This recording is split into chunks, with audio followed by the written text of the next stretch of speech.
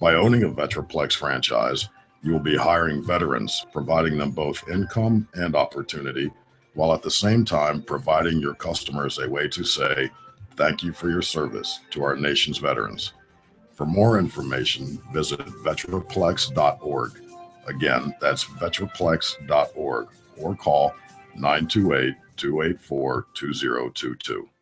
This is Matt Ware, and you're listening to Vets on Media Sports. Ready to let it go. You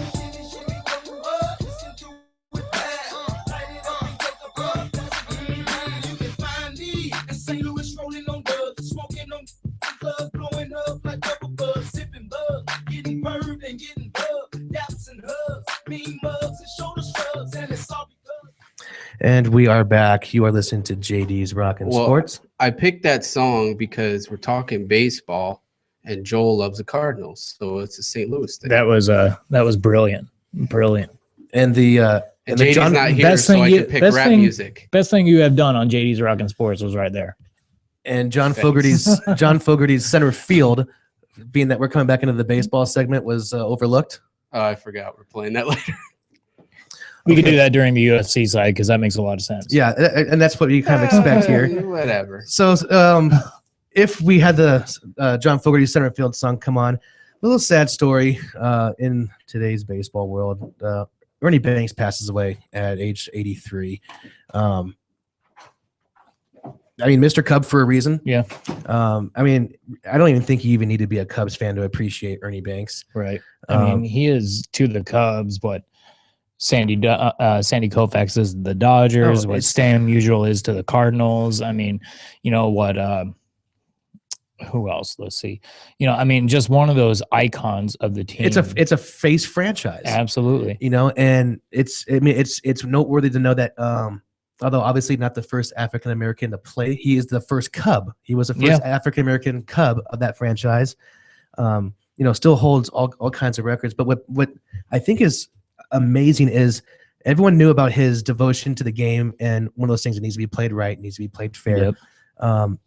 But talk about like ambition in the sense that he spent 19 seasons again with one team, the Cubs, and in 2,528 games, all regular season games. Never once got into October baseball. Yep. And I think they said only 6 times during his 19 years in Chicago were they ever above 500. Wow. Yeah, that's but he loved it. He absolutely loved it. He loved playing the game. He is known for his positive attitude toward the game, to life. Even though he never made the postseason, obviously never won a ring, but he still loved baseball. You know, that was, you know, I mean, that's what made him so great and beloved among fans of baseball, especially of the Cubs. But he was an icon in that regard. I mean, I would be frustrated as hell if I'm not, you know, if I never make the playoffs. But I mean, most players would be, but he wasn't.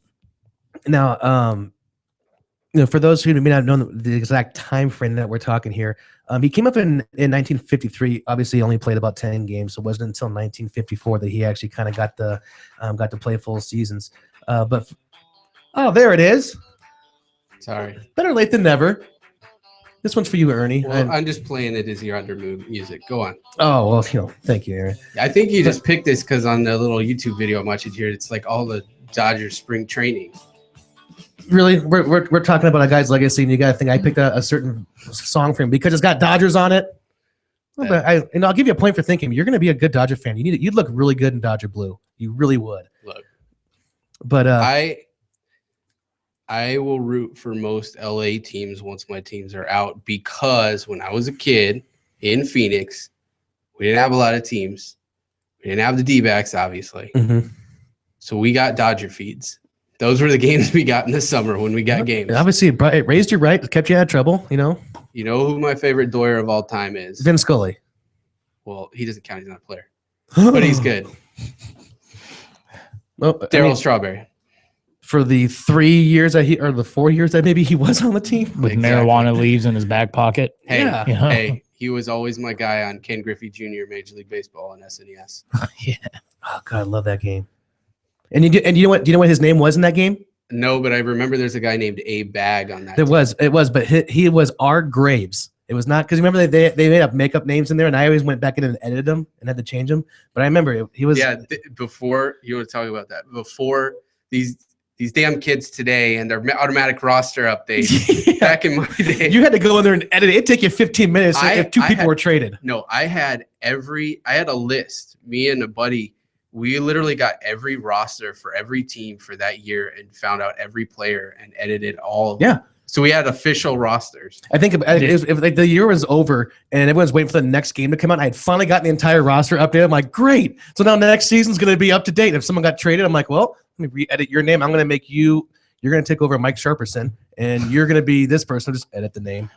Yeah. And same thing for me with NHL because I was a big NHL fan. I was a teenager, a 12, 13-year-old kid with a spreadsheet of every transaction in the NHL season updated weekly, and whenever there was a trade, it would go on my sheet so I could change those rosters and make them correct at any point. Now you got we gotta get back to baseball real quick though. It was NHL 94 was the best one ever made. I had problems with 93, but 94 it was very good, but I say NHL 96. In MVP baseball, Barry Bonds wasn't part of the MLBPA, and he was a right-handed white guy. and his name was John Dowd. Yep. Yeah, John Dowd. And I can't remember certain things that get on a test, but if it's in a movie or if it's in a game, I remember it even 20 years later. Well, the last thing before we'll go back to actual baseball instead of video games. Best baseball game of all time, my opinion, is Triple Play 2004, and he's not in that game either. MVP baseball. I was gonna say it was MVP. Yeah, that's my favorite. Even in the new games like MLB The Show, I mean, they have records, and it says San Francisco Giants. Yes, hold run record. So instead of Barry Bonds, I'm fine with that. Should have kept the needle out of your ass, buddy. But you know that's your that's your fault, and you've earned that asterisk. That's allegedly. But with with Ernie Banks kind of speaking about home runs though, most people just thought he was. I mean, this guy. I think he had 5 seasons of 40+ home runs. Yeah. The guy finished with all in 1 year, all in 4 years, and no other shortstop has 40 home run season. Yeah, I mean, and we saw with A-Rod. I mean, when he was even with Seattle, I mean, he would be doing 20s and 30s, stuff like that. But some of the numbers that Ernie Banks had, I don't think some people even really know. I mean, they probably put him and classify him as one of the great pioneers, of the game at the time. But he is one of the few infielders with 512 home runs, the 500 club. I mean, and what's kind of funny is you look at some of these numbers, and again, keep in mind, this is 1950. I'm going to go at mid to late 50s here. Take a look at just some of these when you have in these type of numbers. He had 44 bombs and 117 RBIs, 43 with 102. And then this is where it gets back-to-back seasons. He had 47, 129, and he follows it up with a 45 home run and then 143 RBIs. I mean, we don't even see 143. I mean, I'd say people, if you just get to 100 now, it's a good season. Yeah, absolutely. I mean, you're seeing some of these other players and they put up 150, 160, and it's like, you guys still played 162 games? Yeah, and it's it was kind of during the time of the live ball era. Oh, absolutely. I mean, it wasn't now I think we're going back to a dead ball era right now, but still 143 RBIs is just, remarkable to have that. And Joe, we were mentioning even before the show even started. There's a couple records that he holds in terms of the franchise with the Cubs. He remains the Cubs leader in games played at 2,528. Again, not one single postseason game. At bats, 9,421. 10,395 plate appearances, 1,009 extra base hits, and second in home runs with 512, and hits with 2,583 and 1,636 RBIs. Yep, all records. And again, now when you play 19 seasons with a team and you're as productive as that, you're just gonna have the time on that team to have some, I mean, if he had gotten traded 3 years into his career with them, then obviously you're not the fan. But again, aside from Jeter, in the last 10 years, can you tell me someone who's played their entire career with one team? No, not even. I say Jeter off the top of my head because that's probably the most obvious one. Right. Right. I mean, there will be with Justin Verlander. is one that he will. Yeah, I could see him staying there because I don't think he'll be traded. But it is impressive now. I mean, you back in the day, around the time of Banks, Musial, and everything, a lot of guys, they were more loyal to their team, to the fans, more so than the dollar. So I mean, yeah, absolutely. So that's why, it's always sad when you see people like this pass away. Earl Weaver last year, Stan Musial last year. I mean, these guys, the whole career with one team and just becoming the face of the franchise, like you were saying. Yeah, I mean, they've got his number retired out there in left field. People there all the time. He's there every opening day. I mean, it's just one of those where it's expected that he's going to be there every game. And absolutely. And I mean, it's not going to be the same, Well, it's when one thing that I enjoy when I look back at that time. I would have loved to have grown up, maybe to watch Mantle hit or Williams hit, But this is one of the guys that my dad was probably watching as a kid. Yeah. My dad was born in the 50s, so like as we're watching all these guys now go through their career, 20 years from now when like Randy Johnson passed, or maybe not 20 years, not trying to put a cap on him, but when some of those players that we've just seen, get in the Hall of Fame, grow up, those are that we'll be talking about down the road. This is, your dad, my dad grew up watching these guys, and he had mentioned that I actually read this morning. The one thing that he said, there's still an open place in my heart because I wanted to be able to have an at bat in the World Series and hit 3 home runs in one game. I was like, like, don't set your stats too high. I mean, I think anybody would want to play in a World Series game. But he's just like, I mean, when you see numbers like this, you're like, really? He didn't even once step in the batter's box in October? Right. I know that's the sad part of it. I mean, not sad, but and this is what I think makes him just a remarkable person. Was he was happy about it. I mean, he was happy to play the game. His catchphrase all the time was, "It's a beautiful day. Let's play too." I mean, that's, I mean, it's, he loved the game and he loved the Cubs and he loved their fans. And he was inducted in the Hall of Fame in 1977. First ballot. I was going to say, yep, first ballot. There was no question on that. Back-to-back MVPs, 58 and 59, I believe. One thing that I really thought was neat when I was researching everything was his high school in Dallas, Texas. Yeah, you mentioned that. That was pretty interesting. Go ahead and tell us about that. They didn't have a baseball team while he attended it. Instead, what he did was he played summer softball in a local church league, and then someone was scouting it. Someone was there playing against him who was a scout, and decided, you know what? Let's give you a shot in the Negro Leagues. And sure enough, here he comes as Mr. Cub. I mean, it's just really, really pretty cool. I mean, where he started out playing softball. So I mean, instead of actual hardball baseball. And here you go, Aaron. Here's a little fun fact because we know you love those. I do love. When he was in the Negro League, he was making $7 a game. $7.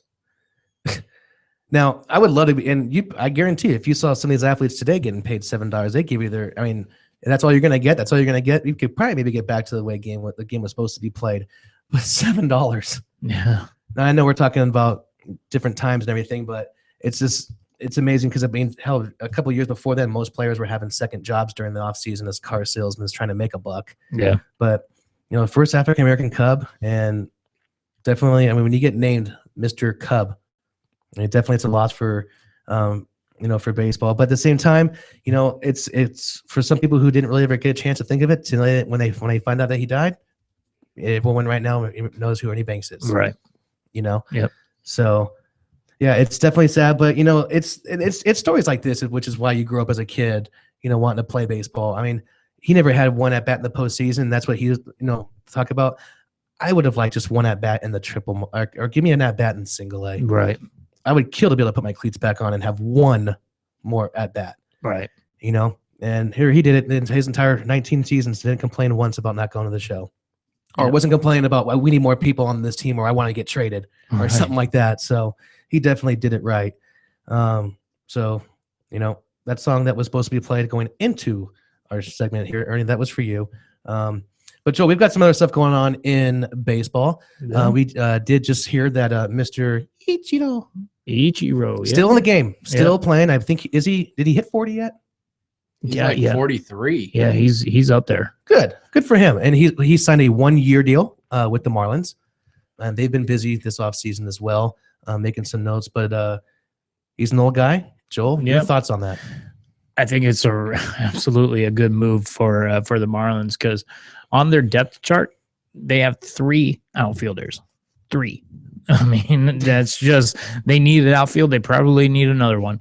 But Ichiro's a really good signing because he does get on base. You know, he still has wheels where he can play probably pick up center.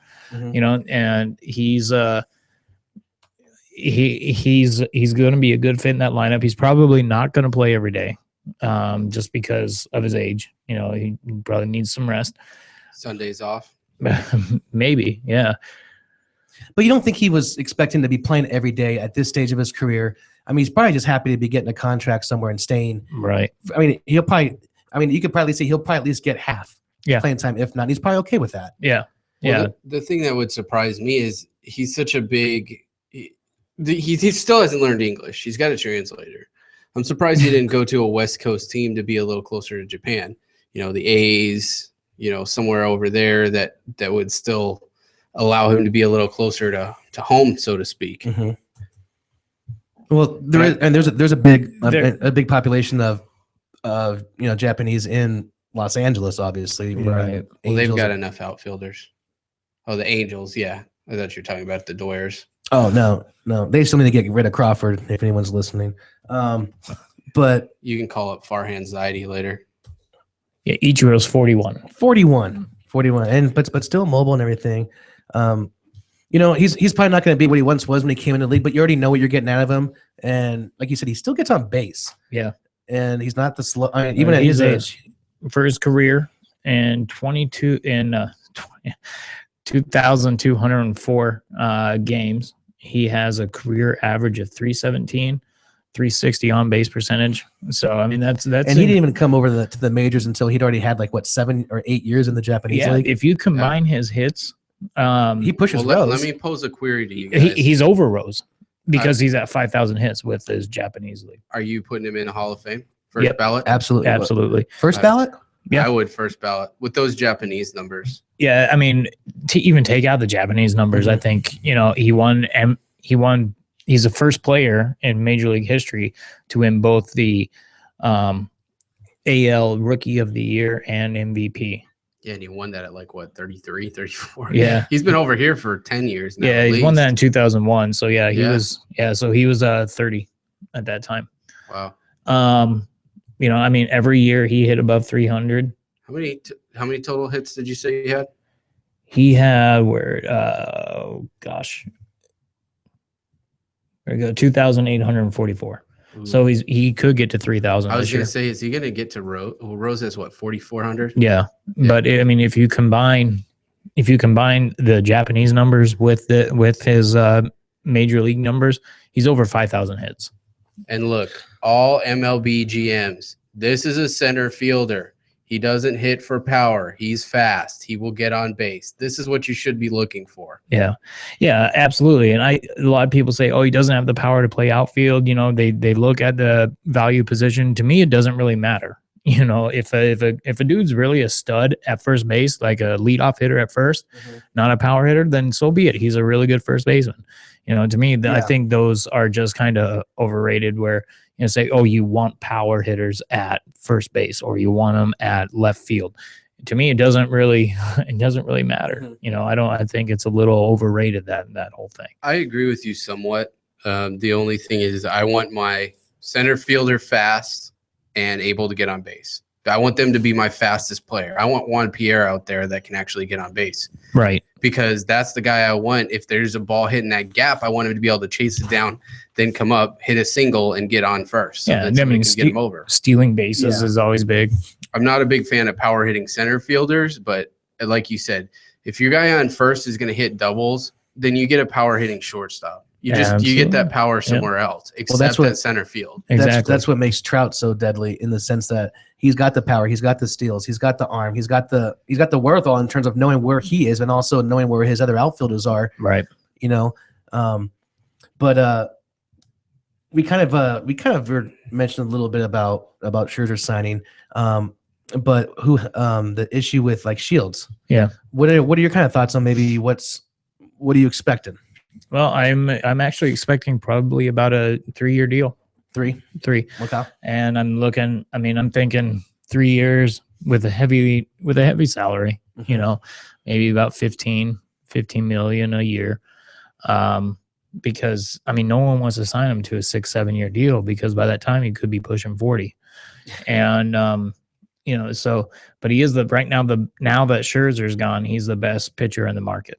So, those teams that may be rushing to get a starter will probably be overpaying. But you also see all these guys that were in negotiations with them, with like the Diamondbacks, for example. They were, the Marlins were, the Red Sox were, and the Red Sox are desperate for an ace, for a number one guy.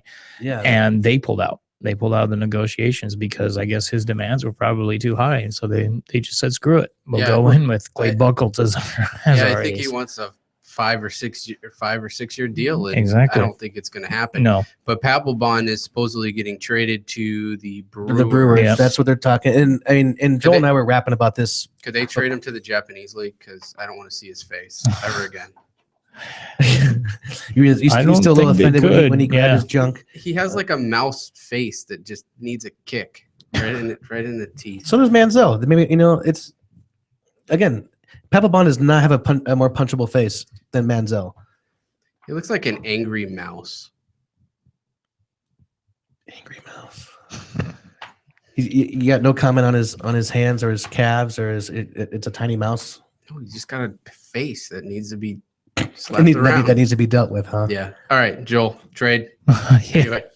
Well, the Brewers just got rid of Gallardo, so they will have the extra money there to pay him a salary. I guess the one thing that's holding up is that Papelbon, and he has a no trade clause, so he could say no. The one thing that I guess that's holding the deal up is he wants his option for 2016 picked up, rather than if it isn't, then he's going to be staying in Philly. Or he could go to another team that would be willing. In terms of we were talking about him staying in Philly, it's still not 100% sure that that Howard's going to be staying there. Right. There's chances in Hamels being misplaced out of there. So it's if he does stay, he also needs as a closer. You're only good if you're up by 3 or less runs. Right. But if you're seeing names out, obviously Rollins that went out there and headed west with the Dodgers. There's. What would be a reason for him to stay? For Papelbon? Money. You're not looking really. I don't even think the Brewers would be in a very good contention this year. So you're looking at probably. Do you think the Brewers have a better chance to win than Papelbon would in Philly? I do. NL Central is going to be really good, but we'll get to that when we talk preview. Few weeks probably, but anyway. He's probably going to get you about 30 saves, and it's a lot of money that they're going to be paying for only 30 saves, we're looking at 16 He doesn't million. play every game. He doesn't play every game, and he's not as dominant as he once was. So, that's kind of where big contracts come back and bite you in the ass. You're paying a good amount for, Howard's making about 20 million a year for half a season. Because he gets hurt all the time. So, it's just part of the Phillies rebuilding process. And most likely they're going to have to eat some money just to get rid of him. So we're almost through January for the most part. Everyone who's going to be dealt with a trade or signing has, signed for the most part. With everything that has gone on this offseason, who do you think is going to make the most noise? More so on who they've acquired, not necessarily the team itself, but what teams? Because again, in terms of who's been the busiest, Padres have been busy, Marlins have been busy, White Sox have been extremely busy. They just got Soto, who's probably going to be a good fill-in as a catcher because you get him for his defense. You're not signing him for his offense, right? But what Astros? You know what? And and it goes back to the article that you wrote for last year, where they were one of the teams you said maybe not this year, right? Maybe not next year, but you said that they've got a lot of youth and a lot of prospects in their farm program. So And I guess go ahead and talk about with the Astros though. The Astros, they've had the number one pick for the last 3 years. Not for this year because they didn't finish the worst record in baseball. I think that goes to Chicago or Colorado, one of the two. Okay. But their number one prospects, first overall, they're starting to come up. I don't think it's what's that? Apple. Yeah, Mark Appel. Apple. Yeah, from Stanford. Tomato. Yeah, and then they have the shortstop, Carlos Correa is a guy's name. He's a lot of people liken his defense to Jeter. Really a young Jeter, I should say, and then his bat better than Jeter. Where he hits line drive gaps, he hits doubles. As far as like home runs and stuff, he doesn't really have that type of power yet. I mean, he's still fully developing, but he hits the ball, he squares it up, and he hits it hard. So, he's going to be a stud. And Mark Appel is someone else to keep your eye on. They signed a really good bullpen this year. They got Nishek from St. Louis. Yeah. God bless you. They actually, one move that I really liked was earlier this week when they signed Colby Rasmus. I wasn't surprised that he went there. I think that's actually going to be a good fit for him. Yeah, absolutely. I think it'll be a really good fit. He plays a good center field. Well, he's going to need to because he's got some yardage out there. Yeah, in that stadium. Yep. And I like the way that the Astros are coming up. They've drafted really well, but that comes from their general manager, Jeff Lunau, who was the former scouting director for the Cardinals. And so, and the Cardinals, their minor league system is pretty stacked. So he's doing the exact same thing for the Houston franchise, which is going to make them pretty exciting to watch. And I think that division is pretty wide open. All those teams are above average, so any one of them could take it. I don't think any of them is great, but I think they're all above average. Yeah, I'm looking at the Astros. Possibly they could be finishing second this year. And that'd be. That's almost like for them finishing first. I think Seattle will be. I think Seattle will be the one to watch. I think they'll be the champions this year. And then. But they're just actually starting to come about and do just amazing things. I mean, they got this guy Domingo Santana in the minor league system, outfielder. I read a little bit about him this morning. He just signed. He's in AAA right now. Okay. They're saying that his bat as far as contact could be worse, but his power is incredible. They're saying so. And then Houston has that small ballpark, in the left field. I mean, I would love to be able to see the Astros, do something this year, or at least, like you said, if they can compete for second, that'd be awesome to watch. Yeah, I mean, it's just they have the number one farm system in baseball right now. As far as teams that I say, that obviously that we're busy and we just touched on them, where it was the Padres.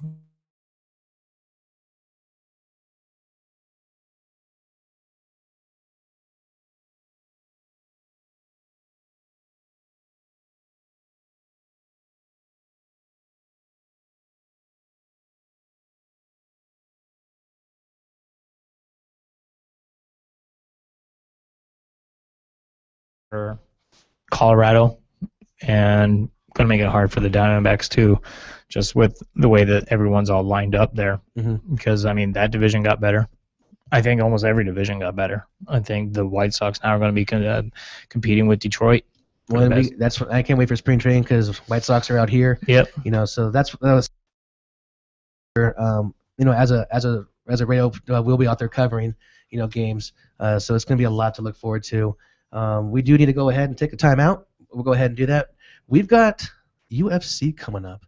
So we're going to go ahead and take a little break. We'll be right back in a little bit. JD's Rockin' Sports. Would you like to own a thriving business and help employ local veterans? The Vetraplex Handyman Construction and Landscape business is the opportunity you've been waiting for. The Vetraplex is your gateway to an affordable startup business with 0% financing for qualifying owners. By owning a Vetraplex franchise, you will be hiring veterans, providing both income and opportunity, while at the same time providing your customers a way to say, thank you for your service to our nation's veterans. For more information, visit vetraplex.org. Again, that's vetraplex.org, or call 928-284-2022. Breaker, 19. How about that bandit? You got some ears on, son? Have you ever wanted to be a truck driver? If so, pay attention. If not, pay attention anyway. Southwest Truck Driver Training offers everything you need to get started. You can get hired before you begin training. They've got GI Bill approved training facilities, day, night, or weekend programs to fit your busy schedule. And if you have any questions, no sweat. They've got veteran supportive campuses with veterans on staff to serve you. And on top of that, they have lifetime job placement assistance. Put the pedal to the metal. Call Southwest Truck Driver Training today.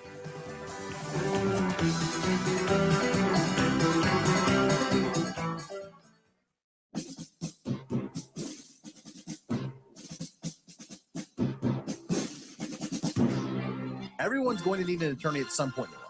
I'm no different. Hey everyone, it's James from Vets On. Whether it was my last will and testament before deployment or my ongoing custody battle for my children during my divorce, I needed help, so I lawyered up. If you need help, I urge you to contact Capstrom Law Firm. Capstrom Law Firm in Springfield, Missouri services clients throughout the state in criminal law, personal injury, and family law. With over 13 years practicing law, Tom Capstrom understands both law and court procedures and how stressful they can be. Let Tom Capstrom Law Firm and his dedicated staff take the stress and worry out of a difficult situation by calling him today. We feel so strong about the work that Tom and his staff are doing that he'll be a monthly guest on the show. Tom is a veteran and a listener, for God's sake, so you know the guy is solid and will fight for you. Give Tom a call today by calling 417-864-0552 or email Tom at capstromlaw.com. And don't forget to tell him that Vets On sent you. The choice of a lawyer is an important decision and should not be based solely upon advertising.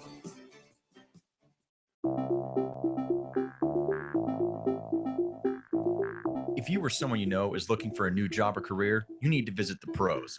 National Career Fairs at ncfairs.com. National Career Fairs hosts over 300 career fairs a year nationwide.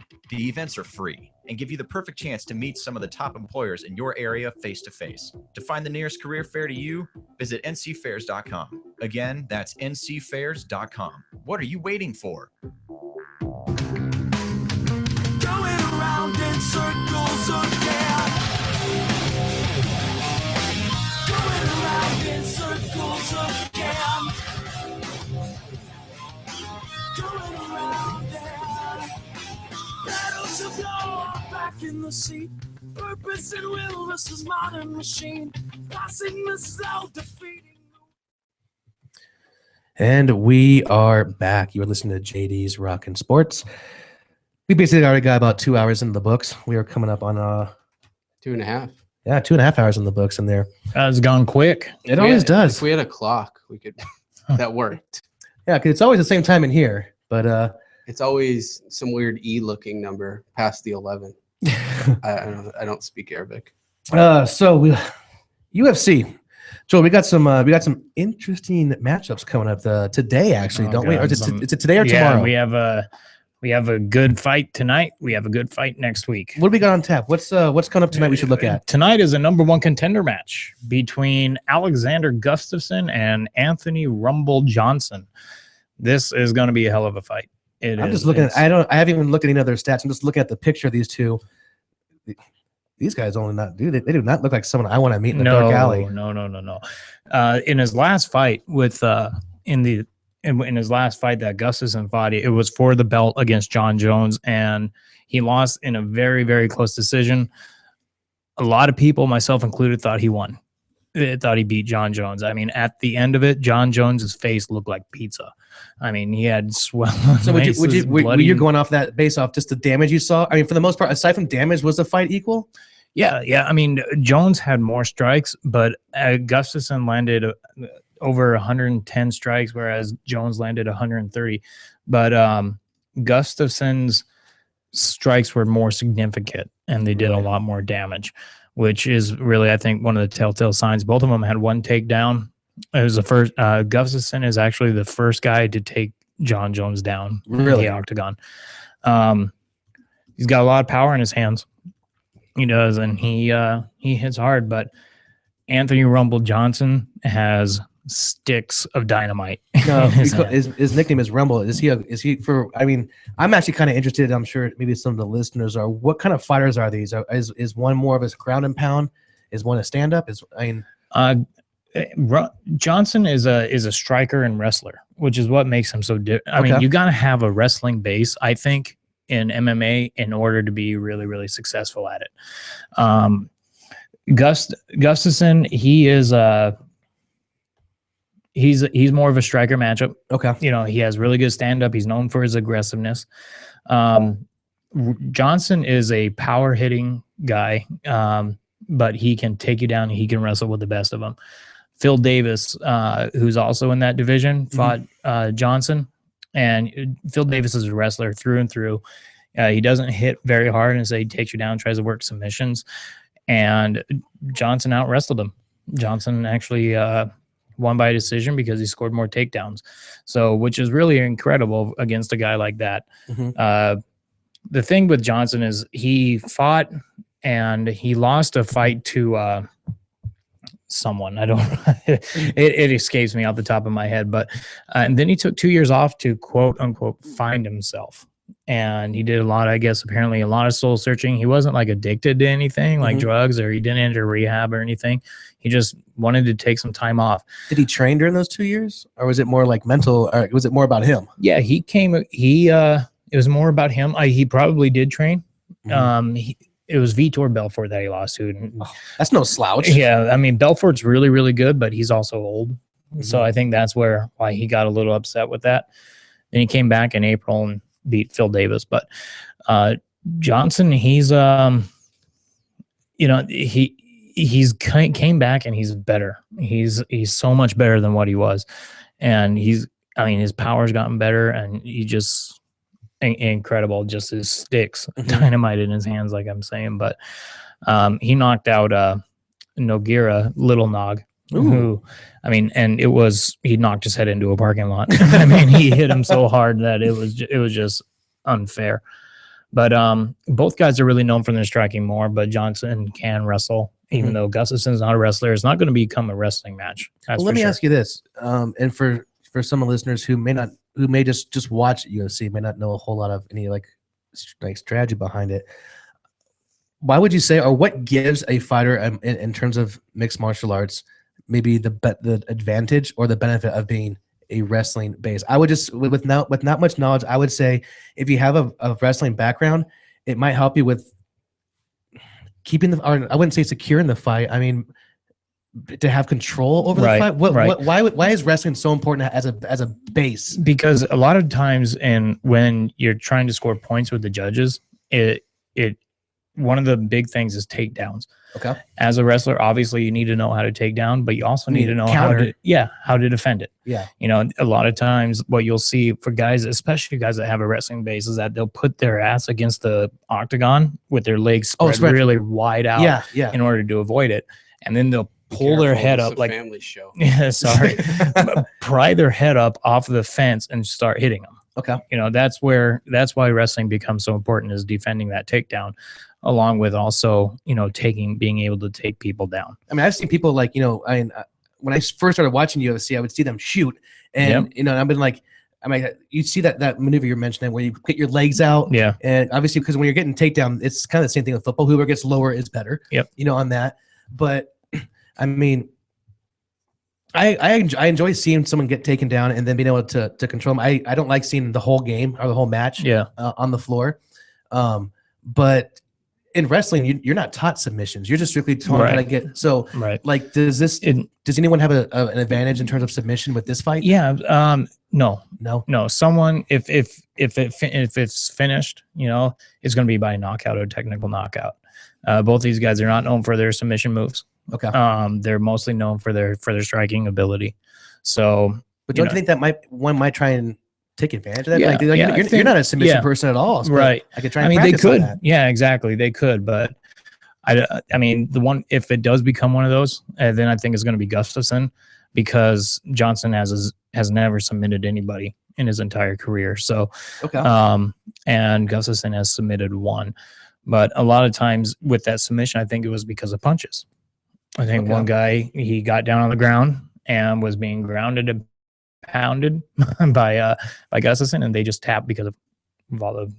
Now, what time is this fight going down? This starts at 6 o'clock Arizona time. Is this a pay-per-view or No, Fox Sports it's on 1? Fox. Okay. Oh, big The Fox. main Fox. Yep. Also on this card is local boy Ryan Bader facing. Bader? Yep. I like watching Bader fight. Yeah, he's pretty fun, along with Phil Davis. This is going to be a wrestling match. I'm not so familiar with Phil Davis so much. What's the tail of his trade? He's a wrestler. He's a wrestler Through and through. Both of these guys are wrestlers. Okay. It is going to become a wrestling match. They're not really known for all their striking abilities, but they are known for outstanding wrestling that they have. Davis is actually coming off a win against Glover Teixeira, if that tells you something. Oh, Teixeira is an animal. Took him down 9 times in that fight and landed 49 strikes, whereas Teixeira landed 9. I mean, it just dominating in 3 rounds. He also beat Lyoto Machida. He's beaten a who's who of it in the UFC. So, he is pretty. But all of them are. He did submit one guy, but most of these guys are decision guys. This is going to go 3 rounds. I think. I don't think we're going to see any submission moves. I don't think we're going to really. You'll see some ground and pound, but you won't. These guys aren't known for their striking at all. Do you have anything on the card in terms of potential upsets that we might be looking at? Dan Henderson versus Gegard Mousasi. The Dan Henderson? Yep, the Dan Hendo Henderson. Oh, wow. Both are fighting in the lightweight division. Okay. And they, excuse me, and Mousasi is he's the rank number 8 in the lightweights, and he and Henderson is not ranked at all. And Henderson, you can't overlook Dan Henderson. You can't.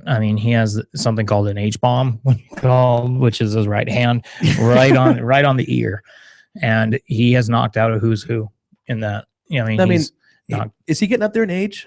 Yeah, Henderson is getting up there in age. He is. Yeah, I'm sorry. This is middleweight division, not lightweight.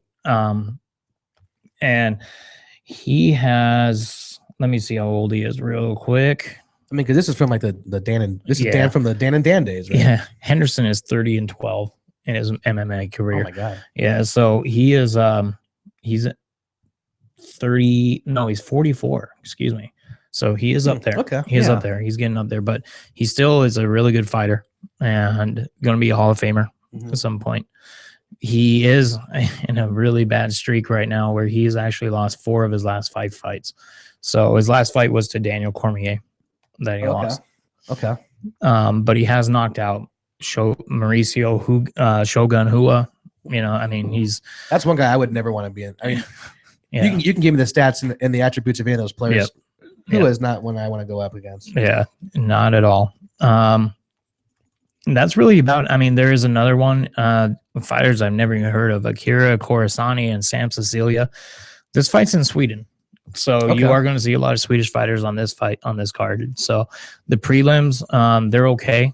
Okay. But the main event is going to be Gustafson versus Johnson, Henderson versus Mousasi, and Davis versus Bader. And I think that's what makes this card so awesome. You may have already mentioned it, but just one more time. The winner of is it Gustafson?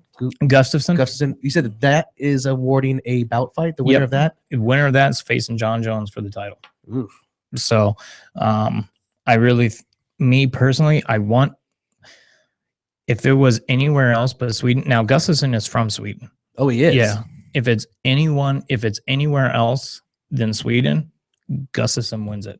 Really? Or Rumble wins it. Excuse me. But if it's in Sweden, I think Gustafson is probably going to win. Okay. I want Johnson to win, but Gustafson's good too. So good.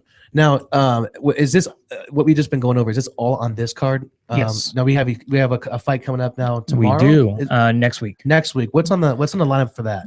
Anderson Silva returns in the next pay-per-view next week. He is fighting another returning fighter, Nick Diaz. So is this going to be his actual first fight in the UFC since the snap? Since he broke his leg. Yep. Ooh. So he's coming back. Apparently his training has been doing really, really good from what I'm seeing, and he's kicking in his training. I would be so afraid. I just been like, you know what? I'm gonna self-designate. I'm gonna be a puncher from here on out. I'm not using my feet anymore. Right. But and I'm sorry, who'd you say that he's going up against? Nick Diaz. Also returning. And I don't hate anyone more in the UFC than Diaz. I do not like that guy. So easy to see who I'm going to cheer for on that one. I didn't like it either. I didn't like him either. And then he was at the UFC event here, and he was taking pictures with fans. He was signing autographs and everything. So that's, I mean, my whole outlook of him changed because he looks like he could be a real a-hole. You know? Oh yeah, and I've only associated him with that. Right, but he is a he's a pretty good fighter. But I think that this match is ending early with Silva knocking him out. God, I hope so. Yeah, because I mean Diaz is old and his chin probably can't take very many more of his strikes. Mm-hmm. Who else we got on there? We also have a nice welterweight matchup between Tyron Woodley and Kelvin Gastelum. Okay. Gastelum is really shooting up the rankings right now. He has the one downfall is he has trouble making weight for the welterweight. Yep, he has trouble making weight. He has his last 2 fights, but it's been really close. He had to lose 2 pounds in 1 hour in order for him to make weight in his last fight. So, which he won. He submitted the guy. But Woodley is he's the number 3 ranked welterweight right now. And that welterweight division is stacked. Really? You know, I mean, it is just who's who, like Johnny Hendricks is in that. Okay. And that's the one with Robbie Lawler. Ooh. Yeah. Okay. So that division is going to be good. Then there's a lightweight between Joe Lozon and Al Iaquinta. And Lozon, is he an Arizona boy? I think so, yes. For some reason, that name sounds familiar. Now, is this also on Fox, or is this? This is part of that pay-per-view card with Silva. Okay. No, Lozon is from Massachusetts. Okay, now I that name though I do know. I have seen him fight. Yeah, and his elbows are like knives. So is he jiu-jitsu? Yeah. He's mostly a jiu-jitsu and a wrestler, I believe. He's got flying elbows. Yep, but his last fight, he hit a guy with an elbow and cut him so deep that part of his forehead was basically flopping over. Yeah. Whew. Yeah. So, I mean, wow. They had to stop it for that. He's a submission guy mostly. So he's a good fighter. It's basically the main draw of this card is going to be Silva versus Diaz. And this late fights as well? Is that what we're looking at? That's pay-per-view. So yeah, it'll be at night. It'll be at night. And it's in Las Vegas. Ah. They did announce a few more. By the way, the headline of the prelims is a chick fight, Sarah McMahon, and I don't think that's PC. I think it's female grappling match. Female grappling. But Sarah McMahon versus Misha Tate is fighting in that. Both of them have got their rears kicked in. Is it a battle to see who gets to get their rear kicked in again? Pretty much, yeah. Okay. Really? Yeah. Well, let me ask you this before we head out and close up shop here. I'm not a UFC guy. I've always been a boxing guy, and I've tried to get in UFC. I just can't. I'm just a boxing guy. It's just the way I'm always going to be, I think. The thing I see with UFC is and it doesn't really scare me, but if a diehard UFC guy like you, I think this would scare you. You have a couple big issues right now. Now, Conor McDavid has kind of become a caricature of himself. Yep. Like the boxers, they're all nutcases. I mean, our new American world heavyweight champion walked out with a gold mask on his face. They're just crazy. All right, it's just the way they are. Conor McDavid, that's McGregor. He does the same thing, and that scares me as a UFC fan. I don't know if Dana White's losing the run of the house, but on that same note, you have the whole situation with John Bones Jones and the cocaine. They still let him fight. They knew 2 weeks before the fight. What do you think has to happen for him? Because for me, I think he's losing control. And if he doesn't get this thing back reined in, where he's the ultimate figurehead, UFC could be in a real bad spot and start to lose credibility real fast. I disagree. I do. I think with these personalities like McGregor and, obviously Jones is always a huge draw, even with the cocaine. I think it's actually doing the UFC good. I really do. Because the last fight last week between McGregor and Seaver, that smashed all records on I mean, just absolutely dominated it as far as viewership on the UFC on Fox. So, I mean, I think that these personalities are really, really good for this division. Rumor has it is that after that fight, McGregor's T-shirt sold out on UFC shop. It's to me, it's almost like getting like pro wrestling to where it is, but that's a minor concern. What do you think has to happen with the cocaine with Jones? Well, I mean, legally they can't do anything because the way that they suspend fighters is if they break something by the state. You know, it's not like Roger Goodell where it's a personality or, code of conduct issue. The only way where they do mess with the code of conduct is domestic violence. You know, if there's an animal abuser, which there has been before, right? If there's a woman abuser, like this guy named War Machine, beat the living hell out of his girlfriend. We posted the pictures when that happened. Just he terrible. Went to town on her. Yep. And so the UFC immediately released him even before he was arrested. So, it's stuff like that. But as far as with like drugs and everything, they're pretty. As long as it's not performance enhancing, then it's pretty much hands off. Yeah, leave them alone. Yeah. Now, however, if they are arrested for that stuff, then we have an issue.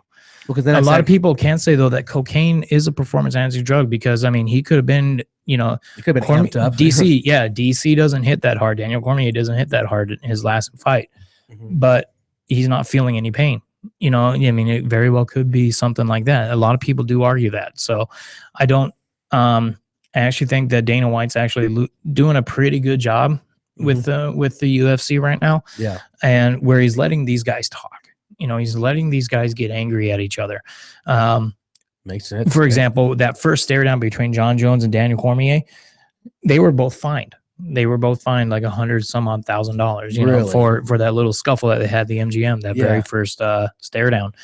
And so they were both fined for that. So they talked to the media a lot. We saw the promos and stuff, but so they do penalize it in some way, but they are pretty lenient and stuff like drugs and everything. I mean, one of the Diaz brothers posted a picture of him smoking a joint on Twitter. So, really? Yeah. So, and that's just something that, that may need to be addressed at some point. But right now, I think the UFC is in really good shape and it's getting better. It's getting a lot better. Good. And it's fun. It's a blast to watch right now. I mean, just every single card that they do. They got a new matchmaker not too long ago, Joe Silva, best matchmaker in the business, probably. Okay. Just with these fights that he's booking is just incredible. And they're adding new divisions, like the women's strawweight, for example. They're adding, Ronda Rousey. These guys are the face. Everyone knows who Ronda Rousey is right now because of the UFC, probably. That's where she got her start. Obviously, she's now been in movies and stuff like that, but she never would have been there without the UFC. So everyone knows her. Everyone knows Anderson Silva. Everyone knows John Jones. So these fighters are now starting to get pretty good recognition right now. Well, definitely be looking forward to tomorrow's bouts as well as next week. No, that's tonight's bouts. Tonight's bouts. So we'll definitely keep an eye on that. I will definitely be watching that tonight. It's gonna be a good fight. It's gonna be a hell of a fight. Well, Swedish fans are pretty pissed off because the main event's going to be at 3 a.m. over there at their place. Well, we'll definitely keep an eye out for that. Watch for people sleeping. We're going to go ahead and take a quick mound break here, and we will come back to close it out. Everyone, you are listening to JD's Rockin' Sports. Everyone's going to need an attorney at some point in their life. I'm no different. Hey, everyone, it's James from Vets On. Whether it was my last will and testament before deployment or my ongoing custody battle for my children during my divorce, I needed help, so I lawyered up. If you need help, I urge you to contact Capstrom Law Firm. Capstrom Law Firm in Springfield, Missouri services clients throughout the state in criminal law, personal injury, and family law.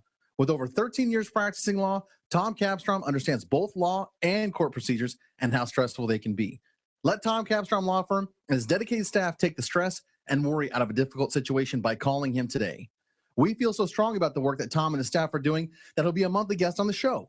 Tom is a veteran and a listener, for God's sake, so you know the guy is solid and will fight for you. Give Tom a call today by calling 417-864-0552 or email Tom at capstromlaw.com. And don't forget to tell him that Vets On sent you. The choice of a lawyer is an important decision and should not be based solely upon advertising. How about that bandit? You got them ears on, son? Have you ever wanted to be a truck driver? If so, pay attention. If not, pay attention anyway. Southwest Truck Driver Training offers everything you need to get started. You can get hired before you begin training. They've got GI Bill approved training facilities, day, night, or weekend programs to fit your busy schedule. And if you have any questions, no sweat. They've got veteran supportive campuses with veterans on staff to serve you. And on top of that, they have lifetime job placement assistance. Put the pedal to the metal. Call Southwest Truck Driver Training today.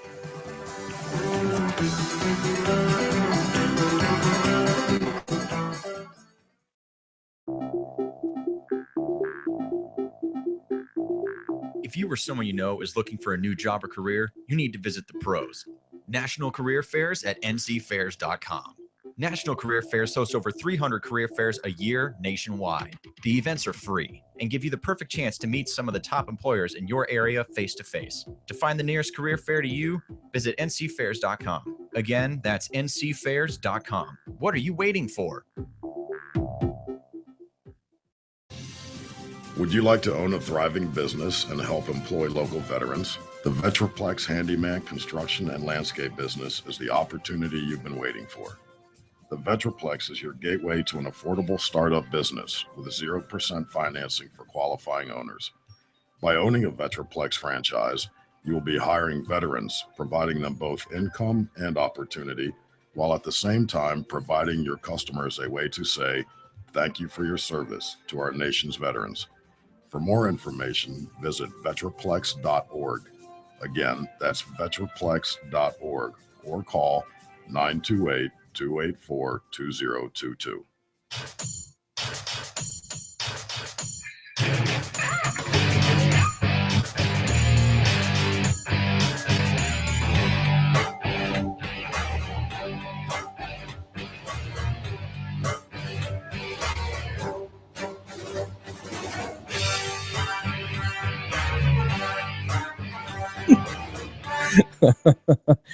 Was brilliant. I'm picking all of Joel's favorites today. You're having a good day over there, Aaron. Yeah, we are back with JD's Rockin' Sports, coming back here just to finalize up with the show. We're going to go ahead and take a look at this day in sports before then we'll go ahead and get everyone's final thoughts. And then we will Super Bowl picks. And Aaron wants his Super Bowl picks. Well, we got to get them before the game. Aaron, who do you got for this? We'll go ahead and do those right now. Do your this day in history. Can I? Yes. Okay, thank you. Okay, so January 24th. It looks like we've only got about, again, I don't know who writes these, so whoever did, this is maybe 10 things that were happening for them. But 1930, Primo Carnea made his American boxing debut by knocking out Big Boy Patterson in 1 minute, 10 seconds of the opening round. Was it bare knuckled? I cannot confirm nor deny that from what I have here. I heard there's this bare knuckle, just real quick, this bare knuckle boxing league that's like getting a lot of traction. If you literally brought that back, that would be the hugest draw, I think. Ken Shamrock is fighting in that. Is he really? I'd pay a nickel to watch 15 rounds. I want them to bring the Kumite over here to America. Watching that full contact. Is it Ken Shamrock versus Dan Severn? It's like a throwback Thursday match. I don't think so. 1947, NFL owners voted to allow a sudden death overtime in playoff games. The rule wasn't used until 1958. 1955, the Rules Committee of Major League Baseball announced a plan to strictly enforce the rule that required a pitcher to release the ball within 20 seconds after taking his position on the mound. They should maybe enforce that one. Well, they are working that at the minor league level, trying to speed up the game. 1964, CBS TV acquired the rights to televise the National Football League's 1964 to 1965 regular season. Only a very minimal cost. It cost CBS only $14.1 million that year. And they stayed with CBS for 30 years later. 1981, Mike Bossy of the New York Islanders. Here's some hockey ones for you, Aaron. I believe it's the Islanders. Oh, I think I put the wrong emphasis on the wrong syllable there. So, okay. Tied Rocket Richards' record of 50 goals in his first 50 games of the season. Rocket Richard. Bite me. He's French. Oh, that's probably why I don't even care. 1982, the San Francisco 49ers won their first Super Bowl. Joe Montana won the first of 3 MVP awards. Holla. Yep, there you go. There's your 49ers again. 1987, Walter Payton and Joe Montana were guests on Saturday Night Live. I guess there wasn't much going on in the late 80s.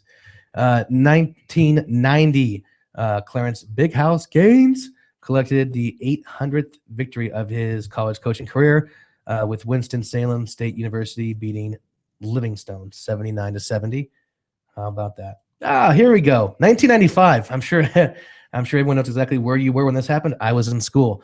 I was in 2nd grade, I believe.